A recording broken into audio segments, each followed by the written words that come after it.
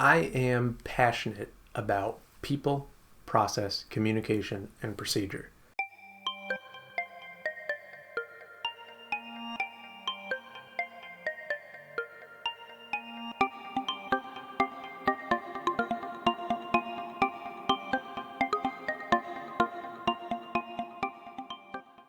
Because I love policies and procedures so much, and I enjoy looking at a problem, stepping back and seeing, okay, what is working well, what's maybe not working so well, how can we identify different things, maybe switch something around to try it. I have seen a lot of bad policies and bad procedures that I think just came out of reaction. Many times policies, as one author said, many policies are organizational scar tissue, codified overreactions to situations that are unlikely to happen again. There are so many processes and policies and procedures that we tend to throw in place just because we're reacting to a situation that may never happen again. We sometimes do this even in IT. We come across a situation which really should only ever affect 1% of our users, but suddenly we're changing all of our processes for that 1% of user. Or you have a customer that calls in very upset, so you come up with a process on how to handle this upset customer, and it turns out that that customer is only 1 to 2% of the people who call in. And now all of your other policies have suffered because you're trying to placate a very, very small factor of your customer base. It's important to know how to deal with those people, but not at the expense of everything else. The second something goes wrong, I think the natural tendency is to create a policy surrounding it to make sure it doesn't happen. We lose freedom when we focus on results rather than relationship. And I think in the same way, when we're focusing on particulars rather than the principles and why are stuff put in place, this is where a lot of our poor policies come from, or our reactionary policies that we end up putting in place for the entire organization. And it just ends up hurting everyone and inconveniencing people. There's a lot of times that policies and procedures are inconvenient at the beginning because it's just a change to how we think through things. But a policy and a procedure shouldn't be inconvenient for everyone for as long as you go. It also should never be set in stone. I have come into organizations and seen policies, procedural documents, and I look at the last revision date and it says something like 2015 or 2012. And I'm coming into this and being, this is 5 years ago, 7 years ago. What are you doing? Why is this still the procedure that you're using? Well, it's our procedure. It's our policy. This is what we stick to. No, policies are not static documents. Policies are not a dead language. Policies are living, breathing documents. Your procedures are living and breathing. When you have technology change, sometimes you have to adapt your policies. Maybe you don't, but sometimes you have to. It's important to have your processes put in place and you can adapt off of that. But it's also important to know that these processes, these policies, these procedures have to be fluid. You have to be able to address them when something changes. You have to be able to change them to keep everyone moving in the right direction. One of the biggest examples, I think, of policies that are created out of reaction is when you have a single person or a couple people screw something up, and so you decide to change it for the whole. Vandalism happened at a city park. So now every single city park is closed after the hours of 8 p.m. One knucklehead went to one park one night, maybe wasn't even from that city, and did vandalism. You have someone who stays in the building after the building is supposed to be locked up. You have to have a leadership member sit with that person until they're out of the building at the very end to make sure that the doors are locked up, because one time maybe your employee didn't lock the door. So now you are making a person who you're paying more, that's really worth a lot more than that, sit in that building with those employees because you've decided not to trust all your employees because one employee maybe made a mistake. I have watched policies be created around dress code in reaction to something stupid. I have watched policies be created around time tracking in reaction to something that was not affecting everyone as broad as they thought it was. I have watched policies be created around building exit procedures. I have watched policies be created around common and shared spaces because one person didn't clean up after themselves. One person who didn't even work in that building didn't clean up after themselves. And now everyone who did work in that building had to follow this policy and procedure because one person who didn't even work there did something wrong one time. I have watched policies be created around conference rooms and conference room scheduling because one person didn't respect the rules one time. Rather than going to that individual and correcting that individual, they just made a policy for everyone and made it harder, more inconvenient for every single person involved. And guess what? No one followed the policy because it was too difficult for everyone to do.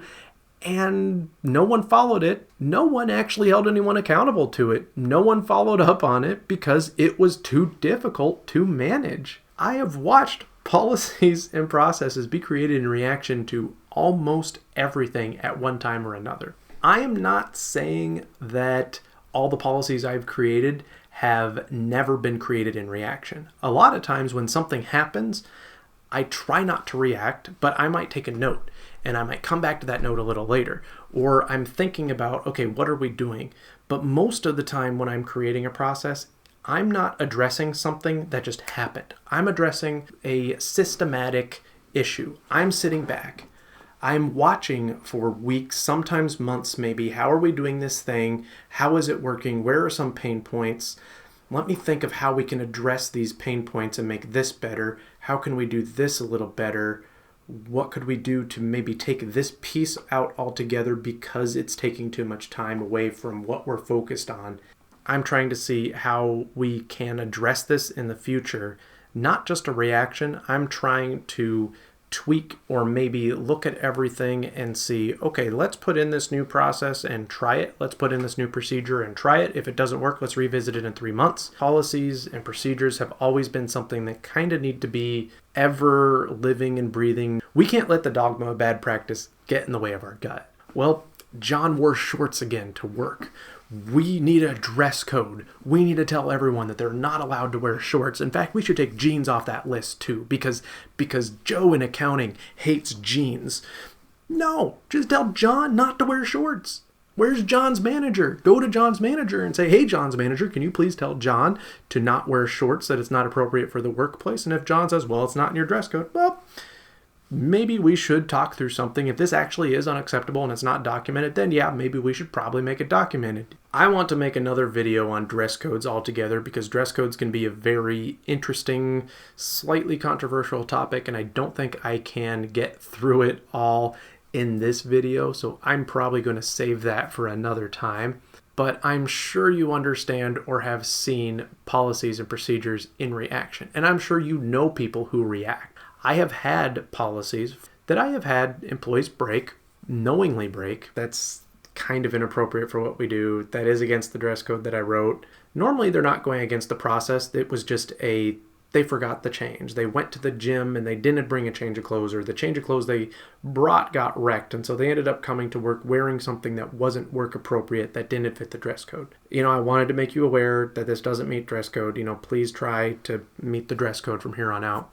I've had those conversations with employees, and I've had coworkers who have seen one of my employees who might have been dressed not according to dress code, and instead of coming to me and saying, hey, did you see that they weren't at dress code? Or trusting that I have already seen it and addressed it and talked with that person and I know what's going on, they have gone to my manager or sometimes my manager's manager or sometimes even HR and told them that I'm not doing my job and I'm encouraging poor behavior. Just because you see someone breaking a policy doesn't mean that their manager isn't aware. If they're a good manager, they are aware. It's okay to bring it to the manager and say, hey, did you see that this person was, wearing shorts when they should have been? Oh, yeah, I did. There were some circumstances I took care of it. Or maybe I didn't notice that. I'll have a chat with them. Thanks for bringing it to my attention.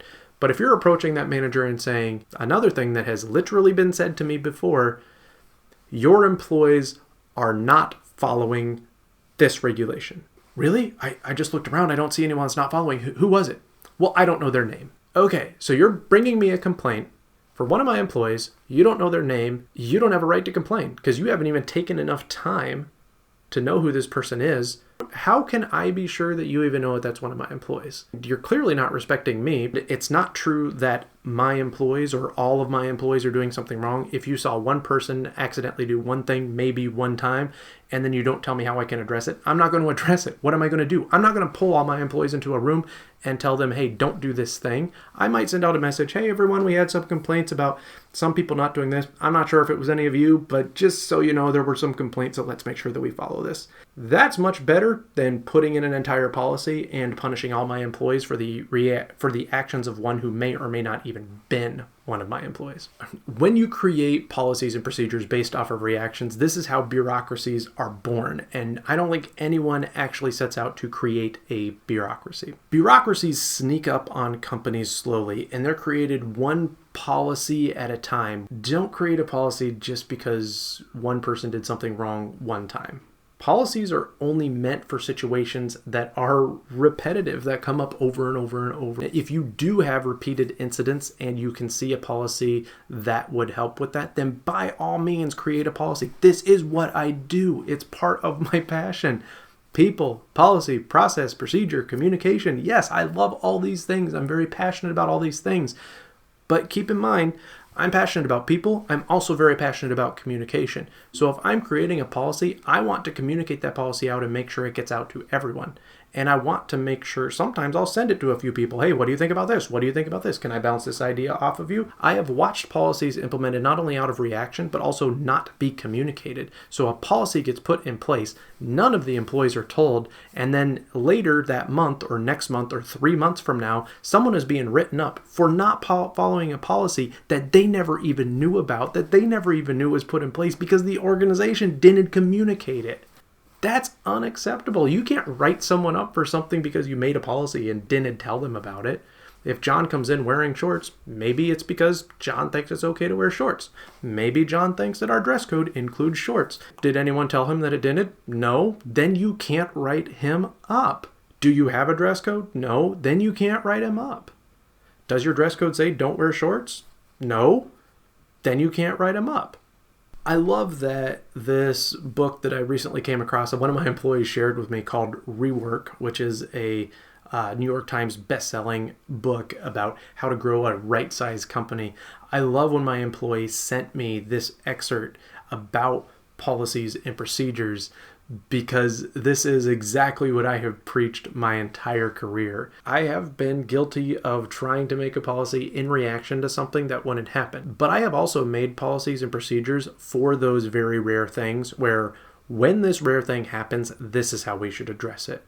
And I've put those policies in place so we don't lose track of what's going on. If you have a absolutely catastrophic event and you've never talked about how to deal with that, your catastrophic events are going to hurt much, much more than they should have. I have been in an organization where they had a huge change that affected every single user, every single person. They took a response, but they did not communicate that response to any of the people who were our customer service front end. So we had customers calling, asking questions about communications that had been sent out to customers, and no one had told the customer service even what was going on. And I went to management and said, you cannot do this again. You need to create a policy for when something happens, you need to make sure that our customer service is given communication right away, even if that's handing that off to someone to write. This thing happened. We need to give this to our communication manager so I can write something up and communicate it. Okay, customer service people, this is what's going on. We don't know everything that's going on with it. There is an email that's being sent out to all of our customers. As soon as that's sent out, I will get you a copy of that so you know what was communicated in case we get any questions. For now, this is the answer that you give. That's a great policy and procedure for something that should never happen. But when I've brought that to management, I have been met before with well, this will never happen again. This was a one-off thing. We're not going to make a policy for it. They're ignoring the fact that they don't have a policy to be able to, or a procedure to communicate when something really goes wrong, which means when something really goes wrong next time, hopefully it doesn't, but if it does, guess what? Those customer service people are going to be left in the dark again, And people are going to be calling and saying, why doesn't your company ever know what's going on within your company? It's lazy and it makes us look bad, guys. If that policy would have been in place, then our company would have looked much more competent. So what's the takeaway from this? Make policies, make procedures, make policies and procedures that are living documents that can be changed to meet your needs. Don't make policies or procedures out of reaction. And don't make a policy or procedure because of one person or the smallest group of people. Make policies and procedures that are scalable. Make policies and procedures that can grow as your organization grows, as your employees grow. And don't be afraid to reevaluate some of your policies and procedures that are out there.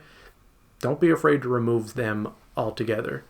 I have had to go into company handbooks, company policy documents, and remove or recommend complete removal of policies and procedures because they were either too minute, they were outdated, or they were there and just not being enforced because no one cared to enforce them because they were created out of a reaction. You have that document, that policy on your books, but no one's willing to enforce it. That's not a good policy.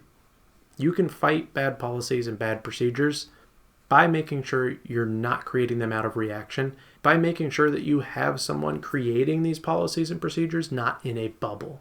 Don't hand your policy and procedure creation to someone who never deals with your customer service line. Don't hand that person the policy and procedure for the customer service line.